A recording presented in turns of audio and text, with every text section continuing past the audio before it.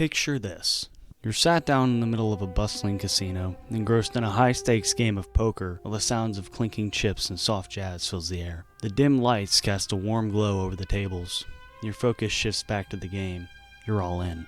And things seem to be going well, when, all of a sudden, the background chatter halts. Something's changed. A tall, suave man in a sleek tuxedo has just walked in and approaches the table. There's something captivating about him, but you can't pinpoint what. He doesn't say anything, and as he's dealt in, you get the feeling he's someone important. Bond. James Bond. So yes, today we're going to talk about 007. Women want him, men want to be him, and that's exactly why I want to talk about him. He's a character whose impact on culture and cinema has endured for over 70 years, and the big question is, why? Why has this specific depiction of masculinity captivated the minds and captured the hearts of so many people? What makes Bond attractive? What are the healthy traits that we can emulate in our daily lives and take with us from the movies? And where might James Bond's specific brand of masculinity be flawed or even wrong? Today, by analyzing his character and history, we're going to see what Bond got right, wrong, and how the masculinity of his character changed over time. We're going to be taking a deep dive into... To begin, let's take a look at what inspired the character in the first place. James Bond was the brainchild of Ian Fleming, who served in the Royal Navy at the rank of commander during World War II. Throughout the war, he had ideas for this character that mirrored some of his experiences working in the Naval Intelligence Division. Fleming wrote and published his first novel, Casino Royale, in 1952, and crafted Bond's cold and calculating persona from the real-world concept of the hardened wartime man. In the novels, Bond is depicted as a stone-faced, determined, and tortured person who represses his emotions in the face of accomplishing a broader mission. His name took inspiration from a book titled Birds of the West Indies by an American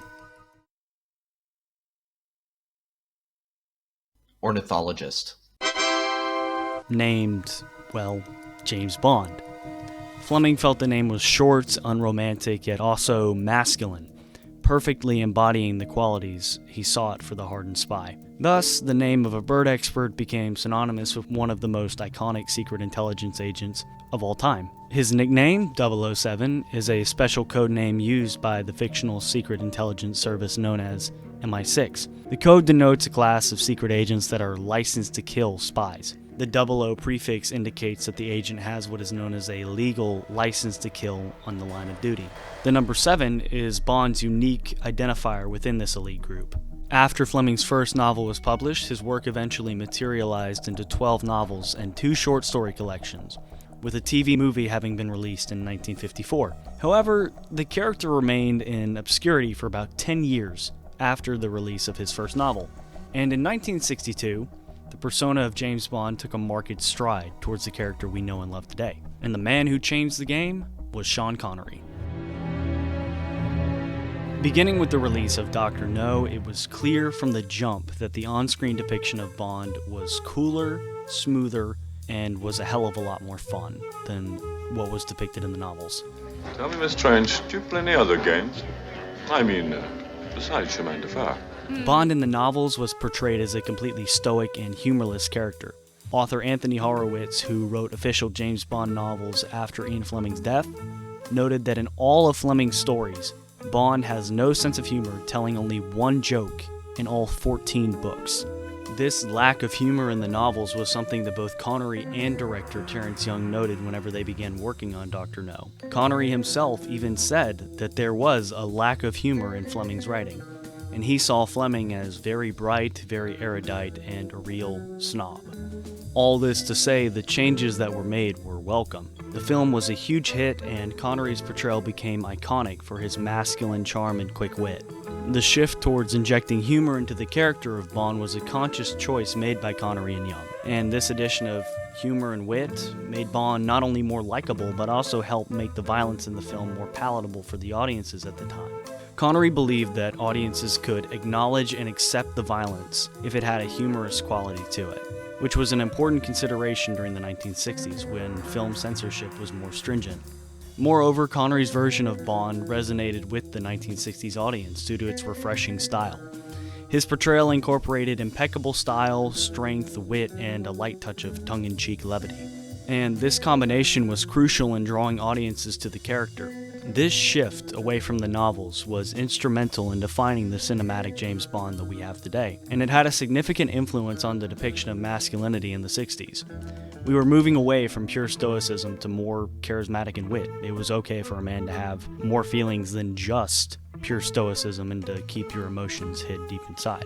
This depiction was the ideal man to aspire to in the 60s, and Connery carried this mantle for another 10 years going forward. But eventually he gave up his role as Bond, leaving a dark void in his wake until the next actor decided to pick up the torch. And no, for all you fans out there, I'm not going to be talking about George Lazenby. He was fine, but he only played Bond in one film, so he didn't really get his time to shine. I'm talking about... In 1973, Roger Moore's interpretation of Bond brought another significant shift in tone. His portrayal was characterized by even more lighthearted and humorous qualities than Connery's. Moore's Bond relied less on physical presence and more on comedic chops and wit.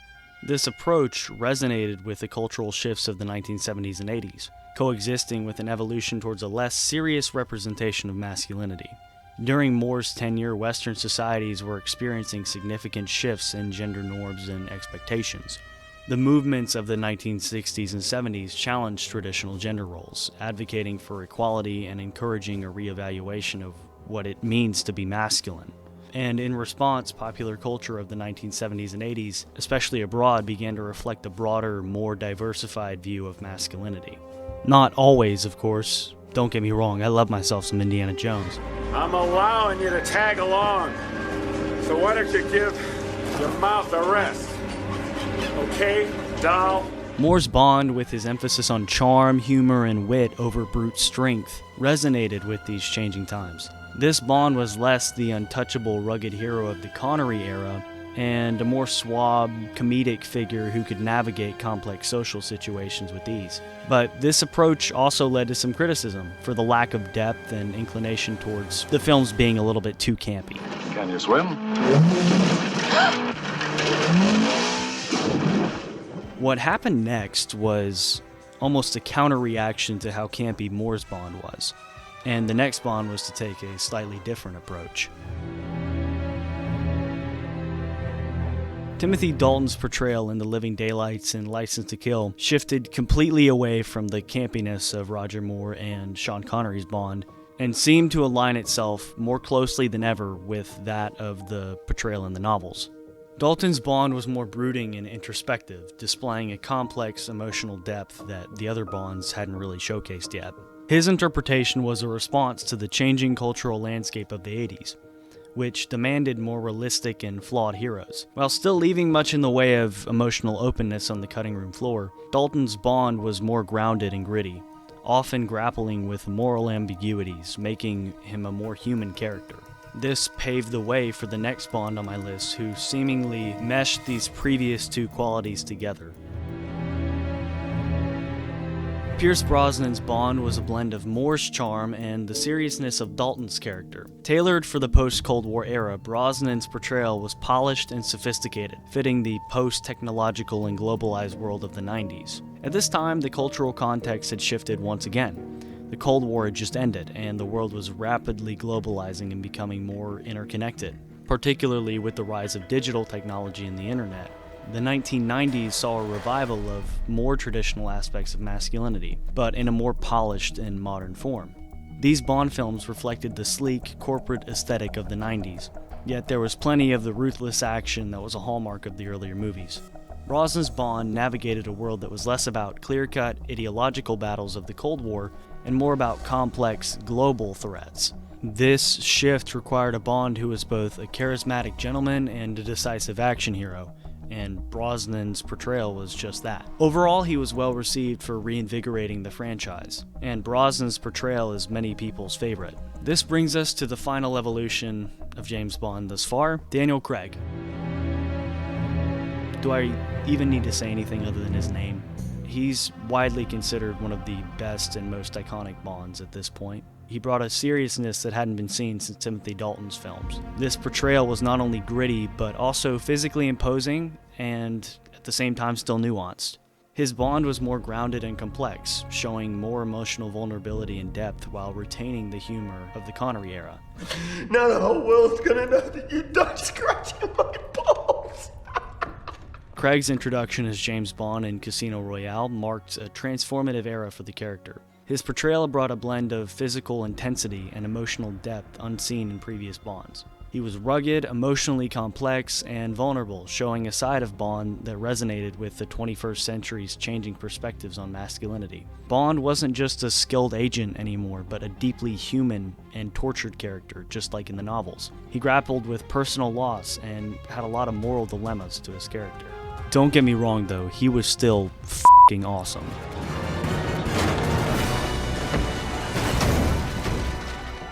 His Bond was brutal and efficient, and his character was often shown to use stoicism as a mask to hide his true feelings, even when it looked like it was tearing him apart.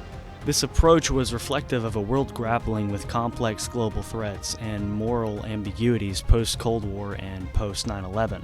The casualties that arise during war are no longer just good versus bad. Things were no longer black and white. Post-Iraq War, post-Vietnam War, it seems like collective consciousness kind of woke up to the reality that there are no set-in-stone good and bad guys, and that war in general always has some sort of moral ambiguity to it. The landscape change of Craig's Bond was also reflected in these films' treatment of the Bond girls. The women in these films were complex and they had their own agency. They impacted Bond on an emotional level, and no matter how hard he tried to hide this fact, these emotions always kept bubbling to the surface in big and small ways. Bond's version of masculinity in these films is one where in order to remain focused, he has to continually push his feelings down, deep inside. In these movies, we finally see the toll that repressing your feelings can take on a man. The result is arguably the most tortured and complex Bond we'd seen to date, and for that reason he's the most true to life. So yes, there's sexy elements to being a badass super spy, but also an emotional cost to suppressing your capacity to feel. And this dual nature was something that Craig captured in spades. This complexity is what made Daniel Craig's iteration feel so special. There was more to him than just shooting bad guys and banging supermodels. I mean, that's awesome, but, there needs to be more. Personally. Full disclosure, I'm definitely biased, by the way. This is the Bond that I grew up watching personally, but for me, this is the definitive Bond up until now. Having broken down each iteration of the character, I want to now focus on the good and bad as it pertains to its depiction of masculinity. Yes, these movies are supposed to be escapism, and they work if that's all you're watching it as. But for people growing up watching these characters, you may take a little bit more from it. So what can we take away from Bond as a character? What are the aspirational and sometimes negative qualities Bond possesses? And as a cultural icon, he has played a significant impact on the perception of masculinity for generations, and he's often seen as the ultimate masculine figure, embodying qualities that many men aspire to, such as confidence, charm, and a strong presence. These aspects of the character contribute to his appeal and are what many believe makes him an aspirational figure for men. One of the biggest reasons I believe Bond is someone to emulate no matter who you are is that he's depicted as being capable in various situations, whether it be sports, combat, or social settings, and this versatility is something that can inspire us to strive for self-improvement of our own. This is especially important in the modern world where increased specialization in one area is less sought after in the workforce nowadays. To stay ahead, we need to have skills in a multitude of different areas, and our generation will have more jobs across the span of our lifetime than any other that came before us. And we are more likely to land jobs vertically in areas which require a different yet somewhat related skill set. Plus, picking up multiple skills can make you more attractive in a social context. You lead a better lifestyle and can engage with more people. Bond's character, through his confidence and courage, showcases the power of capability and individualism, which can be particularly motivating in an age where distractions are abundant. That's where the next part comes in. Bond's sole focus on the mission until he completes it. His character teaches us lessons in resilience, determination, and resourcefulness. He exemplifies the idea of finishing what you started. In focusing on what matters, he's able to tune out what doesn't. And that is everything aside from his goal. His sole purpose. Bond's allure, as stated, lies in his physical prowess, confidence, and competence. And from an evolutionary perspective as well, these characteristics have also been associated with the protector role. Early in history, these traits were crucial for survival and success. Of course, this idea is partly culturally constructed and part biological. And in today's changing landscape, both men and women can fill this role. At the end of the day, though, as I said, his life is the embodiment of a masculine fantasy. The fantasy of a life filled with danger, adventure, and action. It appeals to men's desire for escapism, to live a life that's exciting while sleeping with loads of hot women and blowing shit up. There's nothing wrong on its face with admiring Bond for these qualities, but we need to learn how to use critical thinking in assessing our desire to be like this character. Not all women will be into his stoic demeanor. Not many guys will relate to someone being so emotionally detached. And this is where I bring in some of the possible negative aspects of Bond's character. While James Bond's character should be idolized for his healthy qualities, he also has some traits that can be problematic in the context of modern understandings of masculinity, and especially in interpersonal relationships. One of the major problems Bond has is his lack of emotional attachment, which, when coupled with his social isolation and tendency to see himself as a lone wolf, can cause a lot of issues with interpersonal relationships. In remaining detached, one can be very good at connecting on a surface level basis with other people, but we're people. And that desire to constantly remain at a distance and hide your true self can lead to frustration and disillusionment of relationships in the long run. We have to also remember humans are social creatures. We used to live in tribes, hunt in tribes, and being in a tribe meant protection from predators, so protection from literal death. So the internal pit of your stomach feeling you get from social rejection when it first happens is natural, normal, and happens to all of us. In the modern world, we can choose our social groups and tribes, which means rejection from one group doesn't necessarily mean rejection from all of them. But the important thing is to at least belong to a group and have the desire to belong to a group. So we can be a little more carefree and aloof than in the past, which is all the more reason not to hold back your true self. Just as well, our lack of desire to gain closeness to others would not only impact our personal relationships, but also have actual legitimate health impacts. Research has linked social isolation and loneliness to higher risks of various physical and mental conditions, including high blood pressure, heart disease, obesity, weakened immune system, anxiety, depression, cognitive decline, and even Alzheimer's. This is particularly concerning because social isolation can increase the risk of dementia by 50%, heart disease by 29%, and that of a stroke by 32%. So real life isn't as clear-cut as in the old school fiction of the Sean Connery era. Cutting yourself off from the world may look cool in the movies, but in practice actually can make you sick. A remedy to this, ironically though, is to actually look at something that James Bond does that's incredibly healthy. Find something, a task or a cause that you truly care about. Something that will push you through the A, social isolation, and B, the social anxiety. Just as James Bond focuses on his mission, focus on something that you really enjoy and dive in completely. Do it because you enjoy it. In psychology, this quality is called having an internal locus of control. It's a focus on doing things because you like it, which will allow you to care less about what other people think. You're not doing this to impress them, you're not doing this for an outcome, you're doing it for you. Really sink your teeth into a lot of different hobbies. Try for at least a few weeks, and if it doesn't feel right, find something that does. And through this, you will find your tribe. The internal motivation is going to be what moves you forward, once you find that thing that you like. The second thing that I want to cover is Bond's treatment of the women in his life, the Bond girls, which admittedly got a little better decade after decade, I'm not going to lie.